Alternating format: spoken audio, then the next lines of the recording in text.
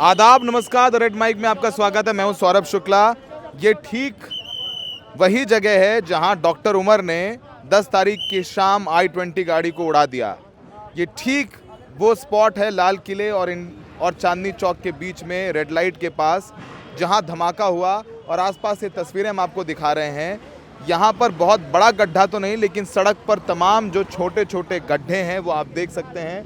सड़क जो है वो डैमेज हुए हैं, वो हम दिखा रहे हैं आपको। और धमाका इतना बड़ा और इतना हाई इंटेंसिटी वाला था कि गाड़ियों के चीथड़े, लोगों के शरीर के चीथड़े, वो सामने लाल मंदिर से लेकर के बगल में गौरी शंकर मंदिर है वहाँ तक उड़े।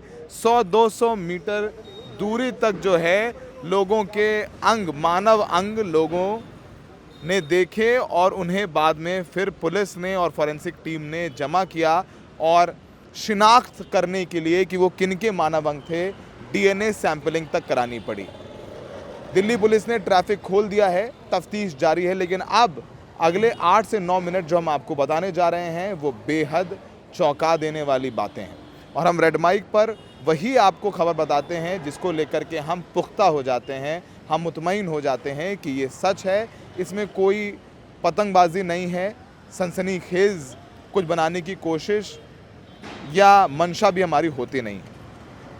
ये तो उमर ने जो यहाँ ब्लास्ट किया वो तो एक हड़बड़ाहट में किया, क्योंकि उसका साथी डॉक्टर मुजम्मिल शाहीन शाहिद को जम्मू कश्मीर और हरियाणा पुलिस ने एक दिन पहले फरीदाबाद से पकड़ लिया था। ये सब अल फलाह यूनिवर्सिटी में पढ़ाते थे, सब डॉक्टर्स थे, इनका पेशा लोगों की जान बचाना था। लेकिन ये एक बड़े सिलसिलेवार सीरियल ब्लास्ट की तैयारी कर रहे थे और दिन मुकर्रर था 6 दिसंबर। 13 बोरे, 12 गाड़ियां और 2900 किलोग्राम विस्फोटक अमोनियम नाइट्रेट। तैयारी थी 6 दिसंबर को दिल्ली दहला देने की। 6 दिसंबर बाबरी मस्जिद विध्वंस का दिन। डॉक्टर मुजम्मिल तो अभी पुलिस हिरासत में है और उसी से पूछताछ में सब जानकारियां निकल करके सामने आ रही।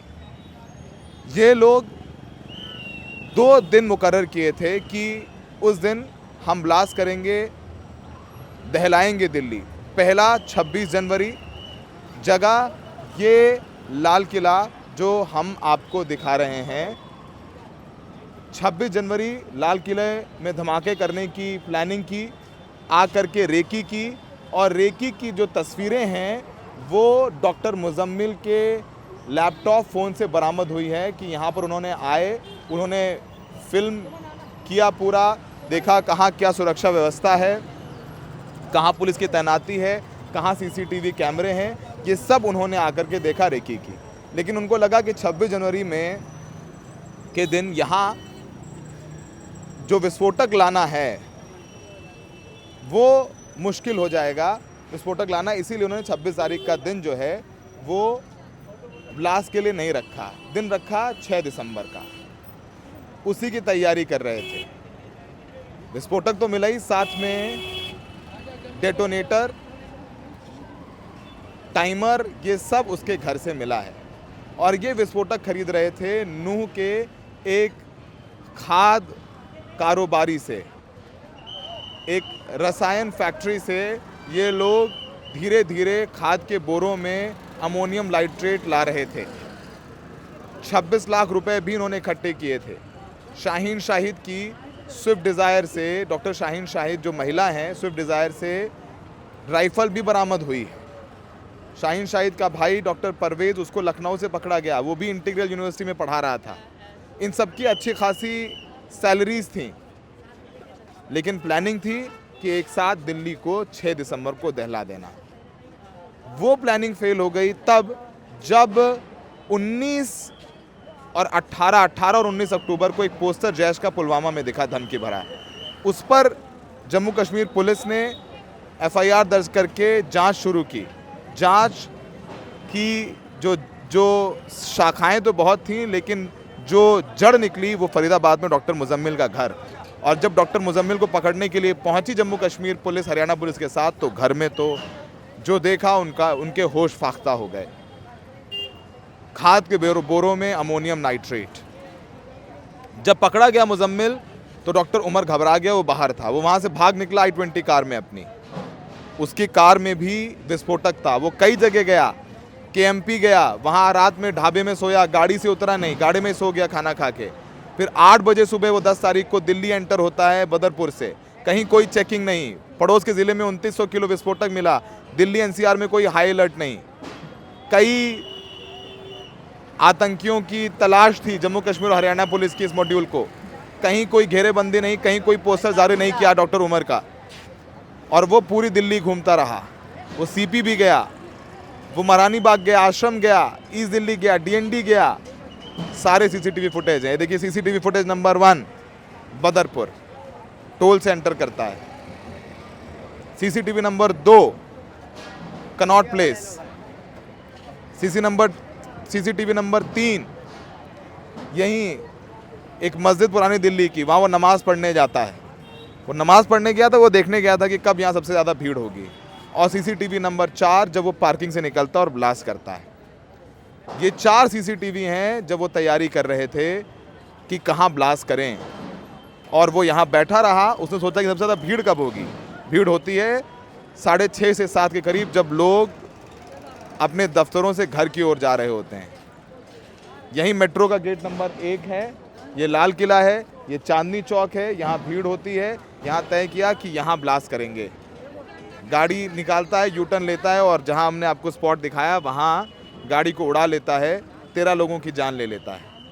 लोग लिख रहे हैं ये मुस्लिम कट्टरपंथी वगैरह वगैरह। आपको बता दें जो 13 लोग मरने वाले हैं उसमें मुसलमान भी हैं, उसमें हिंदू भी हैं, और आतंक का कोई मजहब नहीं होता है। विस्फोटक जब दगा तो उसने नहीं देखा कि वो किसको उड़ा रहा है। 20 गाड़ियां चकनाचूर हो गईं। पूछताछ चल रही है। और इस बीच जब पूछताछ चल रही होती है, 6 दिसंबर को क्या करने वाले थे इन्वेस्टिगेट हो रहा होता है, खबर आती है रात में 11:30 बजे श्रीनगर के नौगाम पुलिस थाना में धमाका हो जाता है। 9 लोगों की मौत हो जाती है, जिसमें कई पुलिसकर्मी, कई पुलिस अधिकारी और एडमिनिस्ट्रेशन के लोग थे। श्रीनगर का नौगाम, धमाका इतनी तेज कि धुआं कई किलोमीटर दूर तक देखा गया। बताया जा रहा है कि ये वही विस्फोटक था जो डॉक्टर मुजम्मिल के घर से बरामद हुआ था। 320 किलो विस्फोटक थाने में था। पुलिस कहती है कि वो इन्वेस्टिगेट कर रहे थे, सैंपलिंग कर रहे थे और हादसे में विस्फोट हो गया। विस्फोट के लिए तो डेटोनेटर चाहिए, तो क्या फॉरेंसिक टीम डेटोनेटर लेके गई थी? और 320 किलो विस्फोटक आप थाने में क्यों रखे हुए थे? और थाना भी एक रिहायशी इलाके में है। रिहायशी इलाके में आप 320 किलोग्राम विस्फोटक रखेंगे तो जो मरे हैं क्या उनकी मौत की जिम्मेदारी प्रशासन की नहीं है? ये एक सवाल उठता है। यहाँ ट्रैफिक खोल दिया गया है। कोशिश की जा रही है कि थोड़ा नॉर्मलसी लाई जाए, यातायात आगे बढ़ेगा। तो ये दिल्ली का वो इलाका है जो पूरे विश्व भर से लोग आते हैं। ये सामने आप देखिए, सामने से चांदनी चौक शुरू हो जाता है। ये जैन मंदिर, लाल मंदिर, बगल में गौरी शंकर मंदिर, इन मंदिरों तक जो है मानव अंग मिले हैं, चीथड़े मिले हैं लोगों के। सोचिए कि ब्लास्ट कितना भयानक था। आग की लपटें दूर दूर तक लोगों ने देखी। और लाल किला वो इलाका है जहां झंडा फहराया जाता है 15 अगस्त को, 26 जनवरी को। ये भारत का एक ऐसा सिंबल है जो भारत के लोकतंत्र और भारत के इतिहास को वैश्विक पटल पर एक पहचान देता है। तो यहाँ की पार्किंग में क्यों गाड़ी की डिग्गी नहीं जांची जाती है? क्यों बोनट नहीं जांचा जाता है? मॉल जाते हैं आप तो अभी गाड़ी चेक होती है, रोज़ कराते हैं ना चेक, क्योंकि मॉल भीड़ भाड़ वाला इलाका है। अक्सर जो आतंकी मंसूबे वाले लोग हैं मॉल को निशाना बना सकते हैं, इसलिए डिग्गी चेक होती है कि विस्फोटक तो नहीं ला रहा है वगैरह वगैरह। तो यहाँ लाल किले पर क्यों चेकिंग नहीं हो रही थी? कहीं कोई नाकेबंदी नहीं थी? पुलिस से भी ये सवाल पूछे जाएंगे। लेकिन नौगाम ब्लास्ट पे पुलिस का कहना है कि ये हादसा था। सुन लीजिए कि DGP क्या कह रहे हैं। During the investigation in FIR number 162 of the year 2025 of PS Naugam. A huge quantity of explosive substances, chemicals, and reagents were also recovered from Faridabad on 9th and 10th of November 25. This recovery, like the rest of the recoveries which we have done, was transported and kept securely in the open area of Police Station Naugam. As part of the prescribed procedure, the samples of the recovery had to be forwarded for further forensic and chemical examination. On account of the voluminous nature of the recovery, this process was going on for the past 2 days, which means yesterday and day before, by the FSL team. Due to the unstable and sensitive nature of the recovery, the sampling process, the handling was being done with extreme caution, with utmost caution by the FSL team.